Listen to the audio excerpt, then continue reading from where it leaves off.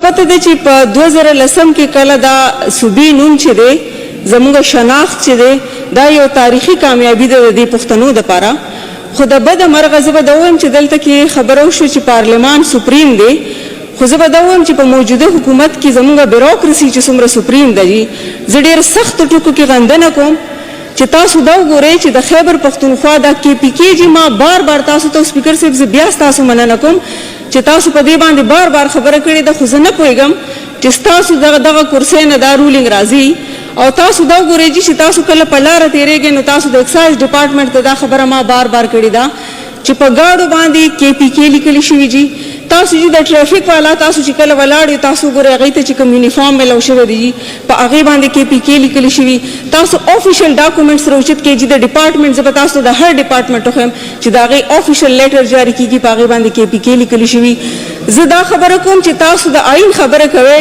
دلته کې چې دا کم حالات روان دي نو آیا دا تپوس بیا موږ د چا نه وکړو چې دا حکومت دومره بېوسه دی چې د آئین حوالې سره د امپلیمنټیشن خبره کېږي نو دا ستاسو دا د بیروکراسي ده.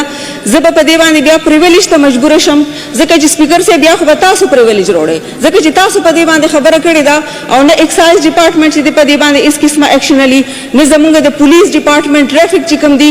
دا KPK ما ته ووایي چې دا په کوم قانون کې او په کوم آئین کې KPK لیکلی شوی دی. که تاسو خیبر پښتونخوا نو پښتونخوا دې کې داسې اخبارونه هم شته چې جي دا KP خیبر او خیبر KP دا چې د دې صوبې خلکو سره زیاتی دی، دا د دې صوبې چې زموږ کوم آئیني حق دی د هغې سره زیاتی دی او دا د پښتنو شناخت نه ورکول دا قصدن عمدن هغه خلک نه غواړي چې دې پښتنو ته د خپل شناخت میلاو شي. او که کله تاسو غواړئ نو تاسو چې په ایرپورټ ځئ نو تاسو تپوس وکړئ چې مخکې به موږ ته خلکو وایي چې دا څه مطلب د شمال مغربي سرحدي صوبه او د خلکو به بېعزتي کېده. نو دا هغه د پښتنو شناخت چې دا په تېر حکومت کې دا میلاو شو، خو اوس هم هغه قوتونه چې کم لګیا دي نو زه به تاسو ته دا وایم چې تاسو د دغه ډپارټمنټ نه تپوس وکړئ، که نه نو بیا به سپیکر صاحب زه په دغه ډپارټمنټ باندې پریویلیج راوړم.